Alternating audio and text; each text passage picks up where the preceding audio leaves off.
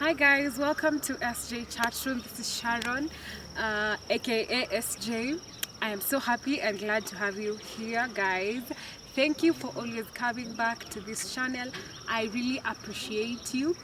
And today on Resonate, we are going to talk about a very amazing topic. I'm so glad that we are talking about this. I've been really waiting for this topic. So we are talking about green flags in a relationship. How would you know that this guy or this lady is into you? And we have someone here who is cool and amazing, a very handsome young man, and we are glad to have him today, and we're going to talk about the green flags together. Be my guest. Welcome. Kindly introduce yourself and tell us who you are. Oh wow, thank you. That was quite an introduction you gave me. Yeah, my name is Nehemiah. Nehemiah Mwangi. I am one of the people who is an enthusiast of relationships, and I like to help people get their relationship going, know when the relationship is done, know when the relationship needs to go to the next step. And as she said, this is a very interesting topic.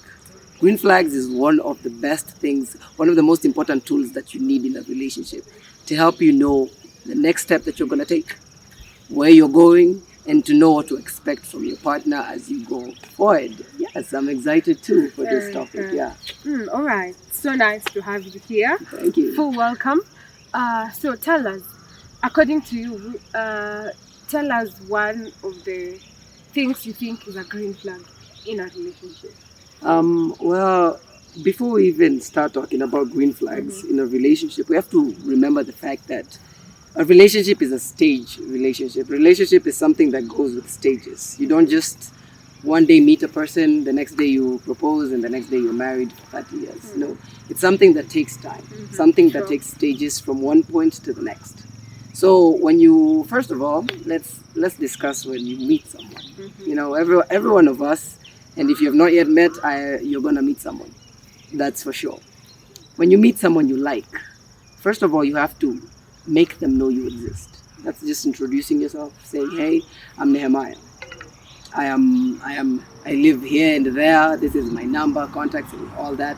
These are all encompassed when you meet someone. You just want them to know that you exist. Then from there, when you finally get their number and you start talking, the curiosity stage kicks in as the second stage. In the curiosity stage, you want to know who she is or who he is. You want to know what they do, what they love. You want to know basically everything about them. Yeah. Then from there comes the proposal part. That's when you become a boyfriend, a girlfriend. You become something now. Now you actually, the relationship becomes substantial for the both of you. Then from there, you go forward a couple of years, 2, 3, 4, 5, depending on your preference, and eventually someone gets on one knee and says those beautiful magical words that everybody's always expecting. Will you marry me? Yeah. So those are the stages that are in a relationship. You feel comfortable when your relationship is flowing from one step to another. Now these stages have green flags, like you've mentioned. And these green flags, one of them is communication. Communication is the most important thing. If you read some of my articles that I've written on relationship, you'll realize that I always insist on communication. Any problem that you have in a relationship, it can be solved just by talking. Just talk to your partner. And if you can freely talk to your partner and tell them how you feel, what you want, maybe that partner is the next thing, is ready to go to the next step. And it's not even a maybe, that's a for sure. Because the ability to talk to someone gives you that power. With them, you know that you're going to be okay. When anything is wrong, you can just talk to them, and they'll understand you and they'll move you. So that is one of the most important green flags in a relationship. Communication. Yes. So what if there is no communication? Let's say, for example, this guy is a workaholic and he is not able, or he is not in a position to talk to you more often. Do you think that relationship can work? Well, communication is something that is very substantial, as I said. And without that communication, even that 1 hour, those 2 hours between you and the person that you love, or the person that you call your partner, or the person that you want to take that next step with it bars you from a lot of things. Yes? Because if you're not talking to the person you love, and they don't know what you want or what they want, True. then you're not running a relationship. Yeah, sure. You're just living with a stranger in the house. True. So all of us need that communication. That communication touch is what keeps everything flowing. Okay. So without communication, if your partner is a workaholic and they never talk, I believe you can create time. Yeah, You can true. create time for you. Yeah. It's 30 minutes, 20 minutes. All you have to do is talk about simple stuff True. with the person that you love. All you do is talk about maybe, I got my nails done. I got a new tuxedo. Yeah, I decided to buy you a tie. These are simple communications that are dumb. They seem very unsubstantial, but in the long run, they come and help you understand that if I'm ready to talk, my partner is willing to listen. Okay. Yeah. Nice. Well, the other green flag in a relationship is the ability to express yourself. All of us express ourselves by showing our emotions, anger, frustration, disgust. Now, we need to understand that relationship is not all about showing love.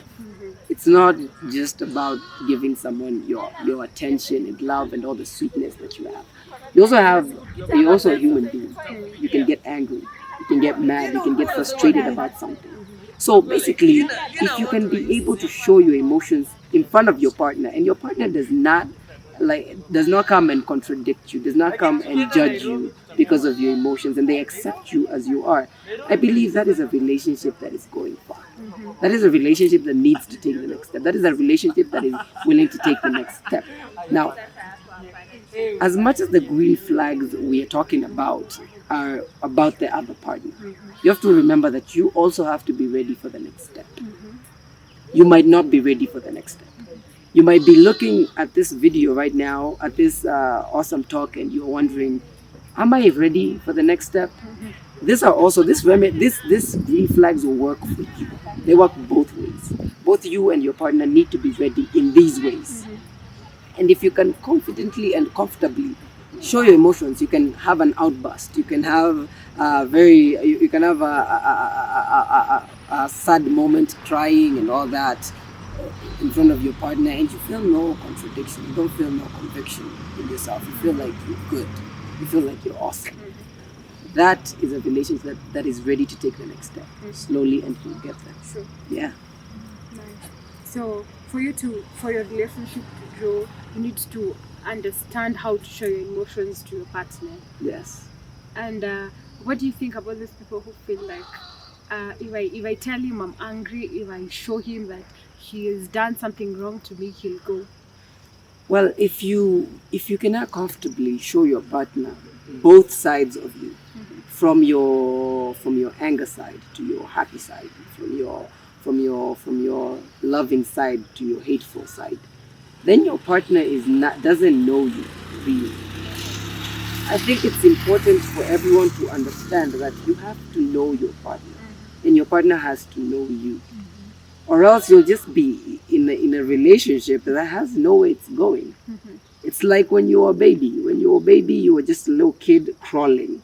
First of all, your mama used to carry you around. Then you started crawling. Then from there you started walking. Then from there you started running.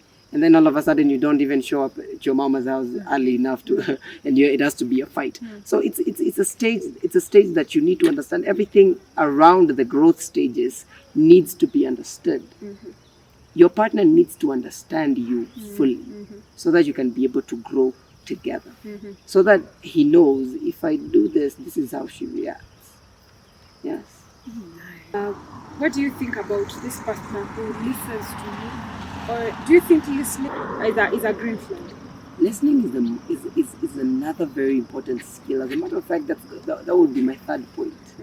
Listening skills. Most people only listen when people say communication skills. They only read about communication skills. But the most important thing, apart from communicating your problems, is also the ability to listen to your partner's problems. If you can listen to your partner's problems actively as you are communicating your problems to them, then you are a person who is willing to create something, because it's a two-way thing. Your relationship is not you alone, you and your problems alone. Your relationship is your problems and his problems or her problems, and you bring them together and you shuffle them up and you solve them together. Yeah, sure. So you have to have communication skills where you talk and you listen. You also listen to their problems. If your partner can listen to you, that's a very huge green flag. As a matter of fact, most people don't even listen. So you're lucky enough to find the one person who can listen to your problem. And you have to make yourself a person who can also listen to their problems or whatever they have. It might not be a problem. It might be a suggestion. So it's a communicative skills. It's a tag team that both of you need to talk. Both of you need to listen. Yes. Nice. Which is the fourth green flag that you would want us to talk about? Now, the fourth green flag will be the financial plannings. Now, Financial planning. This is a very tough topic. This is a very tough point. Financial planning is something that all of us fear. All of us have had the stories of we opened a joint account, then one of us just wiped the accounts clean and left with the money. That's a very, very, very, very, that's a very tricky topic that's a very tricky point to maneuver around. But this point is supported very firmly by trust. If you can trust your partner, then you can do a substantial financial planning. And this substantial financial planning also connects to the fact that you and your partner both need to have goals. Both of you need to have goals for the future. We'll discuss that further in the next topic, in the next point. So for now, let's first continue with the financial planning and trust. Financial planning and trust is one of the things that most people need to have. You need to have like a person who you can trust with your accounts and not feel the need to keep on checking on it every now and then. So that's a green flag if you and your partner have successfully stayed in a relationship and you've been able to manage your funds together. It's not about your money is my money, but your money is our money. It's not about that. You have to be like in a whole bubble of openness and trust that builds everything together. Because remember, when your finances are bad, his finances are also bad. When his finances are bad, then your finances are also bad. Because both of you are you're in a relation where both of you are partners, building something. So if you can comfortably sit down and say, if I look back to all the finances that we've made with my partner, they've been really successful. We've made investments, we've made savings, and we are planning, in fact, to buy a car, a house, and all that. Or maybe we're planning to like mortgage a better house. Then you guys are ready to move to the next step. You can move to the next step with no fear. After how long should you trust your partner? Or what are the indications that you can trust your partner with finances? You know, this is a very interesting topic. And you say that people wipe, and we've had people wiping their partner's accounts. So after how long is it safe to say that now I can trust this person? Or what are the indicators that now you can trust your partner fully?